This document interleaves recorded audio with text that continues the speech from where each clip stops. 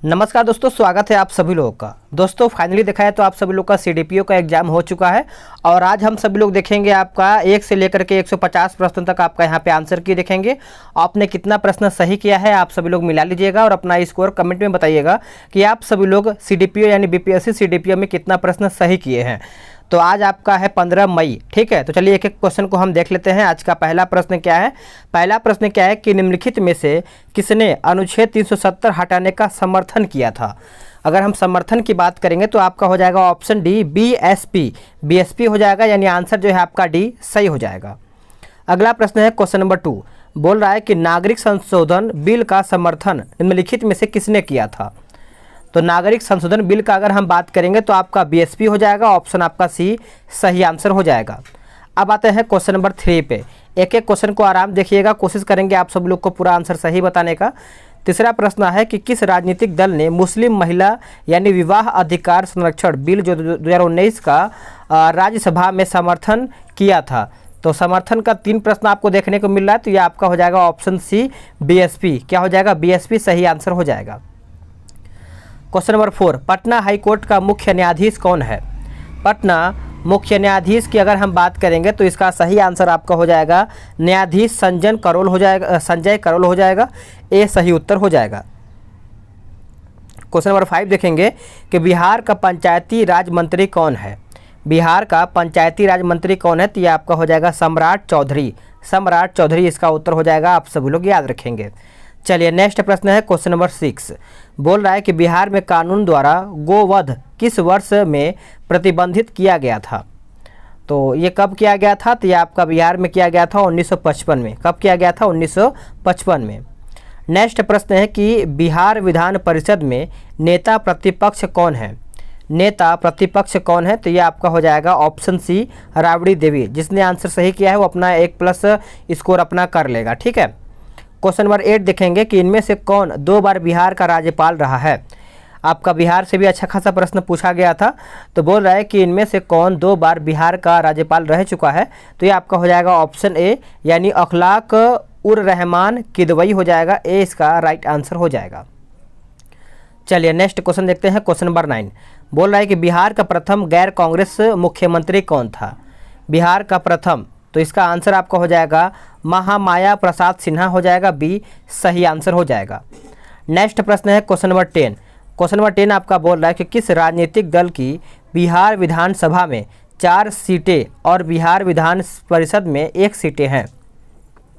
तो ये आपका हो जाएगा उत्तर ऑप्शन सी वीआईपी हो जाएगा। सी करेक्ट आंसर हो जाएगा। चलिए आगे देख लेते हैं। क्वेश्चन नंबर 11 बोल रहा है कि इंडियन इकोनॉमिक क्राइसिस पुस्तक किसने लिखा है? फिर से पढ़ते हैं, इंडियन इकोनॉमिक क्राइसिस पुस्तक जो है किसके द्वारा लिखा गया है? तो आपका उत्तर हो जाएगा C T Kurian. C T Kurian हो जाएगा। सी सही हो जाएगा। बिहार की ग्रामीण साक्षरता दर पूछ रहा है। बिहार का ग्रामीण साक्षरता दर की अगर हम बात करेंगे तो आंसर आपका हो जाएगा 43.9%। 43.9% आपका आंसर हो जाएगा। नेक्स्ट क्वेश्चन की झारखंड बिहार का अभिन्न अंग था कब? तो अभिन्न अंग कब था? तो आप सभी को पता ही होगा 1999 में। 1999 में एक अभिन्न अंग था। फिर उसके बाद झारखंड का स्थापना आपको पता है 2000 में आई थिंक हुआ है, ठीक है। चलिए आगे देखेंगे। अगला कि बिहार में 3 कठिया पद्धति क्या है? बिहार में 3 कठिया पद्धति की अगर हम बात करेंगे तो आपका कृषि पद्धति से संबंधित हो जाता है। सी सही आंसर हो जाएगा। चलिए आगे देखते हैं। अगला प्रश्न आपका है क्वेश्चन नंबर 15 बोल रहा है कि लोकनायक की उपाधि किसे दी गई थी? लोकनायक की उपाधि की बात करेंगे तो जयप्रकाश नारायण। आपने भी आंसर इसका सही किया होगा। सी इसका उत्तर हो जाएगा। बिहार में सतत विकास के लिए राज्य सरकार द्वारा 7 निश्चय योजना अभियान प्रारंभ किया गया था कब? तो यह आपका किया गया था 2015 में किया गया था, यानी ऑप्शन आपका सी सही हो जाएगा। नेक्स्ट प्रश्न है कि वर्ष 2021-22 में बिहार का राजकोषीय घाटा राज्य के सकल घरेलू उत्पाद का डैश प्रतिशत है, यानी कितना परसेंट? ये आपका प्रश्न पूछ रहा है। तो आपका हो जाएगा 2.97%, यानी ऑप्शन सी। चलिए नेक्स्ट क्वेश्चन आपका देख लेते हैं। क्वेश्चन नंबर 18 बोल रहा है कि अंतरिम चल निधि समायोजन सुविधा को किस समिति ने सुझाया था? थोड़ा सा यहाँ पे धुंधला हो गया है तो कोई बात नहीं, क्योंकि नरसिम्हन समिति हो जाएगा। डी सही उत्तर हो जाएगा। आपको मैं बोल करके समझा दूंगा किस तरीके से क्या लिखा हुआ है। बोला कि विशेष आर्थिक क्षेत्र जो कि अत्यधिक सकल, फिर से पढ़ लेते हैं, विशेष आर्थिक क्षेत्र अत्यधिक सफल डैश प्रयोग की लाइन पर आधारित थे। तो इसका सही आंसर आपका हो जाएगा ऑप्शन ए चाइनीज। क्या हो जाएगा? चाइनीज इसका सही आंसर हो जाएगा। नेक्स्ट प्रश्न है कि विश्व व्यापार संगठन में भारत सम्मिलित हुआ था कब? तो ये आपका भारत कब शामिल हुआ? तो 1995 में भारत शामिल हुआ था। डी सही आंसर हो जाएगा। संशोधित मूल्य वर्धित कर संबंधित है किससे? तो इसका आंसर आपका हो जाएगा ऑप्शन ए उत्पाद कर से। उत्पाद कर यानी ए इसका सही आंसर हो जाएगा। आप सभी लोग याद रखेंगे। चलिए नेक्स्ट प्रश्न आपका देख लेते हैं। बोल रहा है कि रैयतवाड़ी व्यवस्था प्रारंभिक रूप से प्रारंभ किया गया था, यानी पूछ रहा है कि जो आपका रैयतवाड़ी व्यवस्था है कहाँ से आपका प्रारंभ किया गया था? तो ये आपका प्रारंभ किया गया था तमिलनाडु में। कहाँ पे? तमिलनाडु, यानी ऑप्शन डी। नेक्स्ट प्रश्न है कि नेफेड, नेफेड है एक क्या? नेफेड की अगर हम बात करेंगे तो आपका सहकारी संगठन है, यानी सी इसका सही आंसर हो जाएगा। नेक्स्ट क्वेश्चन है कि आय की असमानता मापी जाती है किसके द्वारा? आय की जो असमानता है ये आपका मापा जाता है, आप सभी लोग याद रखेंगे, गिनी लॉरेंज अनुपात के द्वारा, यानी सी इसका सही उत्तर हो जाएगा। तेल के संकट के कारण अधिकांश विकसित देशों ने डैश समस्या का सामना किया था। तो इसका सामना किया था तो मुद्रास्फीति जनित मंदी हो जाएगा। सी इसका उत्तर हो जाएगा। चलिए नेक्स्ट प्रश्न आपका देख लेते हैं।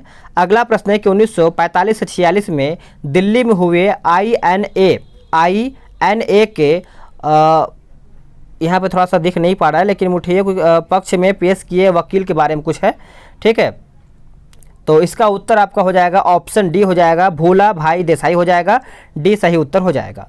नेक्स्ट प्रश्न है कि सही काल यानी क्रमानुसार के प्रश्न पूछ रहा है कि भारतीय स्वतंत्रता संग्राम से जुड़ी निम्नलिखित घटनाओं को व्यवस्थित करके बताएं। तो इसमें किस तरीके से ऑप्शन इसका हम देख ले रहे हैं। इसका ऑप्शन जो है आपका हो जाएगा ऑप्शन डी 1 3 2 4। देखिए 1 3 2 4 इसका उत्तर हो जाएगा। नेक्स्ट प्रश्न है, बोल रहा है कि निम्नलिखित आंदोलनों का काल यानी कालानुक्रमित क्रम क्या है, यानी क्रम के हिसाब से आपको बताना है। तो देखिए इसका उत्तर आपका यहाँ पे ऊपर दिया गया है। ऊपर आपका क्या है, आपका हो जाएगा 4 2 3 1, 4 2 3 1, यानी पहले 4 फिर 2 फिर 3 और 1, ठीक है। ऑप्शन आपका यहाँ पे डी हो जाएगा, 4 2 3 1। अगला प्रश्न क्या है कि इनमें से बिहार के किस नेता ने हार्मोड कमीशन के समक्ष रांची में प्रस्तुत होकर दलितों के लिए मताधिकार की मांग रखा है? तो यह आपका उत्तर हो जाएगा 29 का ऑप्शन बी, बाबू जगजीवन राम। अगला है कि इनमें से किसने बक्सर के युद्ध के तुरंत बाद अंग्रेजों के विरुद्ध बिहार में विद्रोह की शुरुआत किया था? तो यह आपका किया गया था महाराज फतेह बहादुर शाही हो जाएगा, यानी ऑप्शन आपका ए सही उत्तर हो जाएगा। भारत छोड़ो आंदोलन के दौरान पटना के 7 शहीद कहे जाने वाले व्यक्तियों में से कौन BN कॉलेज का विद्यार्थी था? तो ये कौन था? तो आप सभी को पता ही होगा, उमाकांत प्रसाद सिन्हा, यानी ऑप्शन ए। चलिए नेक्स्ट प्रश्न आपका देख लेते हैं। इसमें बहुत ज़्यादा धुंधला है, पढ़ लेते हैं। इनमें से किसने उलगुलान आंदोलन प्रारंभ किया था? उलगुलान तो आपको पता ही होगा, जो कि यहाँ पे बिरसा मुंडा लिखा गया है। सी इसका सही उत्तर हो जाएगा। नेक्स्ट प्रश्न है कि निम्नलिखित में से कौन एका आंदोलन के लिए जिम्मेदार थे? एका आंदोलन तो आप सभी लोग याद रखेंगे, अवध के नवाब, अवध के नवाब। नेक्स्ट प्रश्न है कि इनमें से किस वायसराय को अंडमान द्वीप समूह में छुरा मारकर मौत के घाट उतार दिया गया था? आपको पता ही होगा वो कौन था, लॉर्ड मेयो था, यानी ऑप्शन सी इसका सही उत्तर हो जाएगा। फ्रंटियर गांधी ने कहा था कि उन्हें और उनके आंदोलन को उन्होंने भेड़ियों के सामने फेंक दिया था, वह जिसका जिक्र कर रहे थे वो कौन था? तो आपको याद होना चाहिए मुस्लिम लीग, यानी ऑप्शन बी। अगला प्रश्न है कि मुख्य खालसा दीवान ने किसको गिरे हुए सिख और आपराधिक के रूप में घोषित किया था? तो सही आंसर आपका हो जाएगा ऑप्शन ए, अकाली नेता। क्या हो जाएगा? अकाली नेता सही आंसर हो जाएगा। चलिए नेक्स्ट प्रश्न आपका देखेंगे। बोल रहा है कि पूना समझौता कब हस्ताक्षरित किया गया था? तो यह आपका किया गया था 24 सितंबर 1932 में, 24 सितंबर 1932। नेक्स्ट प्रश्न है कि मद्रास में जस्टिस पार्टी ने उनकी या फिर उनके डैश की वजह से द्वैत शासन के प्रयोग को प्रांत में सफल बना दिया था? तो इसका उत्तर आपका हो जाएगा अंग्रेजों के प्रति वफादार रवैया, यानी ऑप्शन बी इसका सही आंसर हो जाएगा। इनमें से किसने अप्रैल 1930 में यानी वेदारण्य सत्याग्रह का आयोजन किया? तो इसका सही उत्तर आपका हो जाएगा सी राजगोपालाचारी। याद रखेंगे सभी लोग, सी राजगोपालाचारी इसका सही उत्तर हो जाएगा। आप सभी लोग कमेंट करके बताइएगा कि आपने कितना प्रश्न अभी तक सही कर पाया है मिलाने के बाद, ठीक है।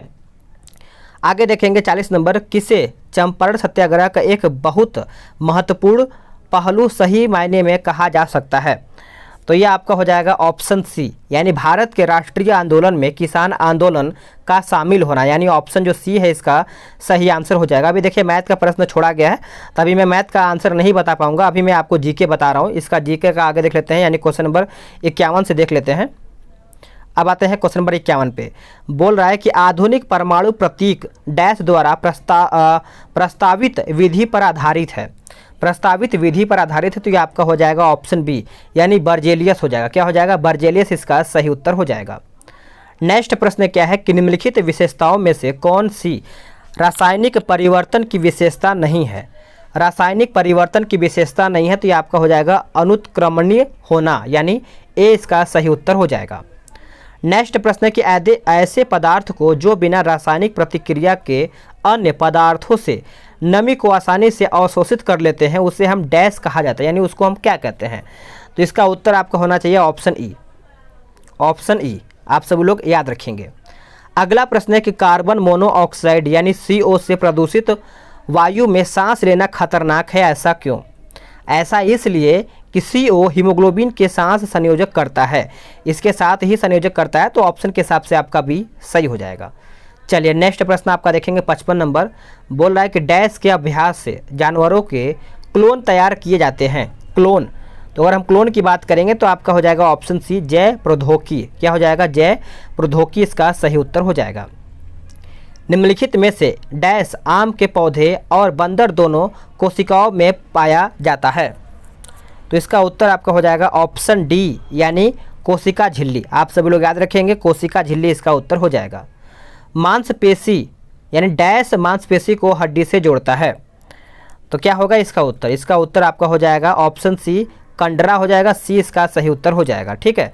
57 का आगे देखेंगे। अगला प्रश्न है कि फूल का डैश फल बनता है, यानी फूल का डैश फल बनता है, तो ये आपका हो जाएगा अंडाशय, यानी सी इसका सही उत्तर हो जाएगा। चलिए नेक्स्ट प्रश्न आपका देख लेते हैं। बोल रहा है, इसमें देखिए एकदम दिख ही नहीं रहा है, पता नहीं क्या लिखा है, इसको हम छोड़ देते हैं, हल्का फुल्का दिखना चाहिए ना। बोल रहा है कि संक्रामक रोगों का सबसे सामान्य वाहक कौन सा है? तो 60 का उत्तर अगर हम बात करेंगे तो ये आपका हो जाएगा ऑप्शन बी। यहाँ पे मक्खी लिखा गया है कि पक्षी लिखा गया है, समझ में नहीं आ रहा है, लेकिन मक्खी ही होगा या फिर पक्षी जो भी है, ठीक है। आगे देख लेते हैं। अगला कि विटामिन ए का सबसे अच्छा स्रोत क्या है? देखिए विटामिन ए का सभी को पता है, विटामिन ए का सबसे अच्छा आपका स्रोत गाजर होता है, तो इसका आंसर जो है आपका सी सही हो जाएगा। नेक्स्ट प्रश्न है आपका 62 नंबर। बोल रहा है कि कंधे पर पाया जाने वाला जोड़ डैश में भी पाया जाता है, तो इसका उत्तर आपका हो जाएगा ऑप्शन सी टखने। टखने यानी सी इसका सही उत्तर हो जाएगा। नेक्स्ट प्रश्न है कि निम्नलिखित में से डैश हमारे शरीर के तापमान को नियंत्रित करने के लिए सबसे अधिक सक्रिय रूप से कार्य करता है क्या? तो कार्य करता है क्या, तो आप सभी लोग याद रखेंगे फेफड़ा, यानी ऑप्शन सी सही हो जाएगा। नेक्स्ट प्रश्न क्या है कि खमीर का उपयोग डैश के उत्पादन में किया जाता है? खमीर का उपयोग, तो आपको पता ही होगा सल्फ्यूरिक अम्ल। क्या हो जाएगा? सल्फ्यूरिक, यानी डी इसका सही उत्तर हो जाएगा। चलिए नेक्स्ट प्रश्न आपका है क्वेश्चन नंबर 65। बोल रहा है कि एक जिप्टो बराबर है किसके? एक जिप्टो बराबर है किसका? तो आपका हो जाएगा 10 के पावर -21, यानी सी इसका सही उत्तर हो जाएगा। आप सभी लोग याद रखेंगे। नेक्स्ट प्रश्न है कि पेंडुलम घड़ी की समावधि दोलन काल होती है। पेंडुलम, तो क्या होगा? आपका 2 सेकंड हो जाएगा, यानी ऑप्शन बी इसका सही उत्तर हो जाएगा। आगे देखेंगे। बोल रहा है कि बैरोमीटर की ऊंचाई में अचानक वृद्धि इंगित करती है। बैरोमीटर की ऊंचाई में अचानक वृद्धि इंगित करता है, तो ये आपका हो जाएगा तूफान या चक्रवात का आना। तूफान या चक्रवात का, यानी ऑप्शन आपका ए सही हो जाएगा। नेक्स्ट प्रश्न है कि बहुत ठंड के मौसम में पानी का डैश जलीय जीवन को संरक्षित करने में मदद करता है क्या? तो आप सभी लोग याद रखेंगे, ये आपका हो जाएगा ऑप्शन बी विस्तार, यानी बी इसका सही उत्तर हो जाएगा। चलिए नेक्स्ट प्रश्न आपका देखते हैं 69 नंबर। बोल रहा है कि निम्नलिखित में से ग्रीन हाउस गैस है कौन सा? ग्रीन हाउस गैस की अगर हम बात करेंगे तो ऑप्शन के हिसाब से आपका ऑप्शन ई, यानी यहाँ पे ई इसका सही उत्तर हो जाएगा। आप सभी लोग याद रखेंगे। नाई की दुकान में दो समतल दर्पण रखे जाते हैं। नाई की दुकान में दो समतल दर्पण रखे जाते हैं, तो इसका उत्तर आपका हो जाएगा एक दूसरे के समानांतर में, यानी आंसर जो है आपका ए सही उत्तर हो जाएगा। नेक्स्ट प्रश्न क्या है कि बिल्ली के शून्य का आवृत्ति विस्तार होता है। यहाँ पे देखिए बिल्ली का पूछ रहा है, तो आप सभी लोग याद रखेंगे 45 हर्ट्ज से लेकर के 64 किलो हर्ट्ज, यानी ऑप्शन इसका सी राइट हो जाएगा। नेक्स्ट प्रश्न क्या है कि पृथ्वी के चुंबकीय क्षेत्र में रखे गए दंड बार चुंबक जिसका उत्तरी ध्रुव भौगोलिक उत्तर दिशा की ओर स्थित है, चारों ओर उदासीन बिंदुओं की संख्या होती है। तो ये आपका हो जाएगा ऑप्शन ए दो, यानी ए इसका सही उत्तर हो जाएगा। चलिए नेक्स्ट प्रश्न आपका है, बोल रहा है कि बड़े शोरूम और डिपार्टमेंटल स्टोर में इस्तेमाल किया जाने वाला विजिलेंस दर्पण होता है। विजिलेंस दर्पण यहाँ पे होता है, तो ये आपका हो जाएगा ऑप्शन बी उत्तल दर्पण। क्या हो जाएगा? उत्तल दर्पण इसका सही उत्तर हो जाएगा। चलिए नेक्स्ट प्रश्न आपका देखेंगे, बोल रहा है कि एक सुचालक को दूसरे चार्ज किए गए सुचालक के पास लाकर बिना संपर्क बनाए चार्ज करने की प्रतिक्रिया कहलाती है। प्रतिक्रिया कहलाती है, तो इसका उत्तर क्या होगा? यह आपका हो जाएगा ऑप्शन ए प्रेरण। क्या हो जाएगा? प्रेरण इसका सही उत्तर हो जाएगा। नेक्स्ट प्रश्न है कि मिश्रण के विभिन्न द्रवीभूत घटकों को उपयुक्त पदार्थ अधिशोषण द्वारा अलग करने की प्रक्रिया कहलाती है। तो इसका सही उत्तर बताइए क्या होगा?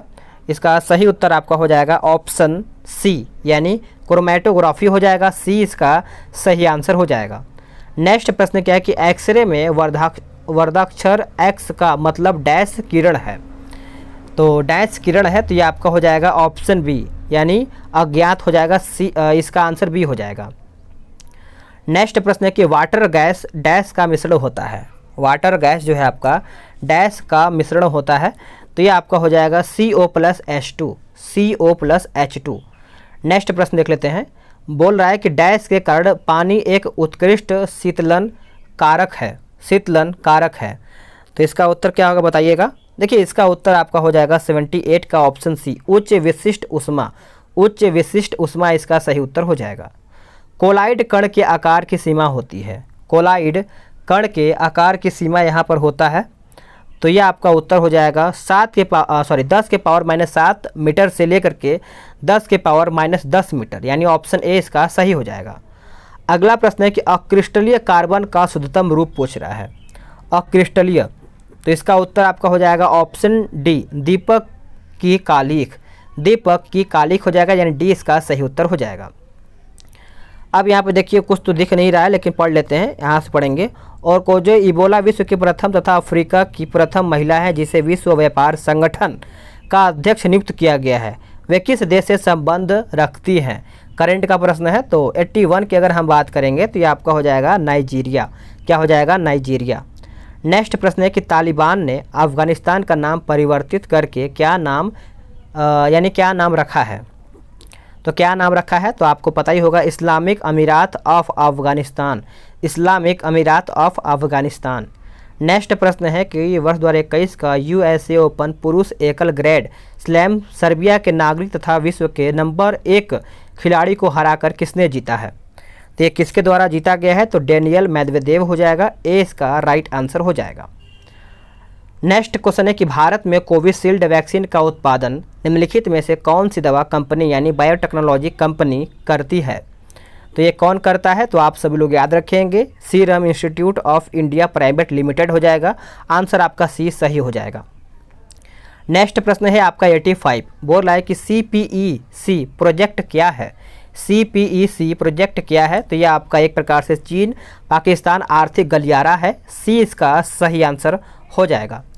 नेक्स्ट क्वेश्चन है कि 8 अगस्त 2020 को भारत की प्रथम किसान रेल निम्नलिखित में से किन दो स्टेशनों के बीच यात्रा शुभारंभ किया है? तो यह आपका हो जाएगा ऑप्शन बी देवलाली महाराष्ट्र और दानापुर बिहार, यानी ऑप्शन बी इसका सही आंसर हो जाएगा। नेक्स्ट क्वेश्चन है कि बिहार के किस व्यक्ति को 26 जनवरी 2021 को पद्म भूषण पुरस्कार प्रदान किया गया है?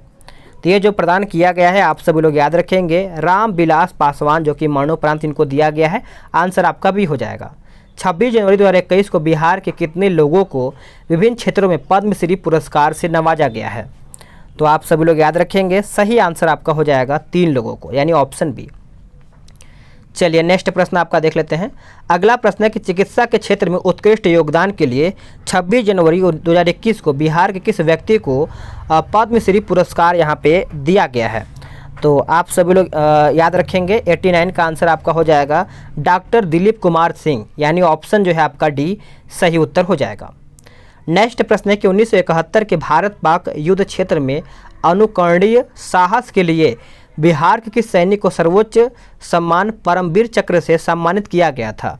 तो ये किसको दिया गया था? तो आपका संजय कुमार को दिया गया था, बी इसका सही उत्तर हो जाएगा।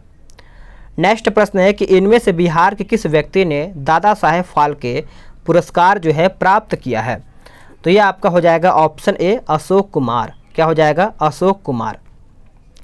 नेक्स्ट प्रश्न है कि भारत के किस पत्रकार एवं मीडिया व्यक्तित्व ने जो बिहार मूल से हैं वर्ष 2019 का रेमन मैग्सेसे पुरस्कार प्राप्त किया है? सभी को पता है, एक पत्रकार है और इनका नाम है आपका रवीश कुमार। क्या हो जाएगा? रवीश कुमार, एनडीटीवी।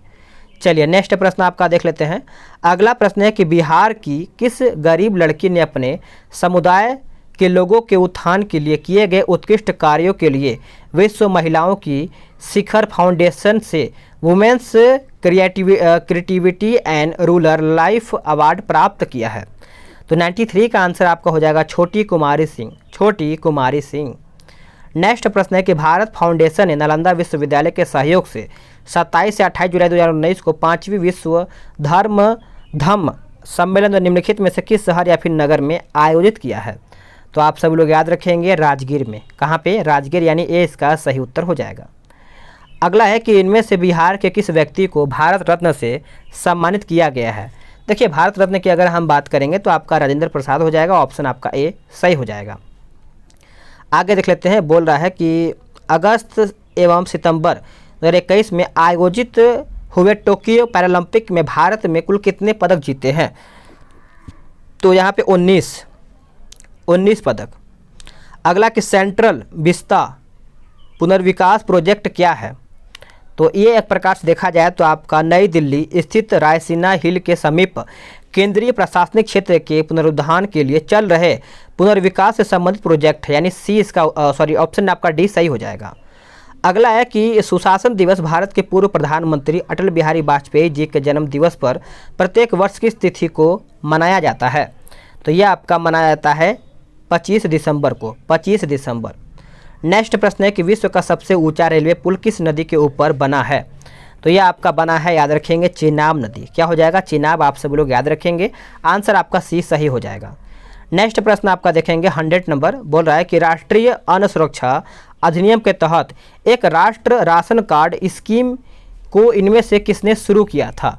तो ये किसके द्वारा शुरू किया गया है? तो राम विलास पासवान पूर्व केंद्रीय मंत्री थे, यानी ऑप्शन आपका पूर्व केंद्रीय मंत्री के द्वारा ये शुरुआत किया गया है, सी इसका सही उत्तर हो जाएगा।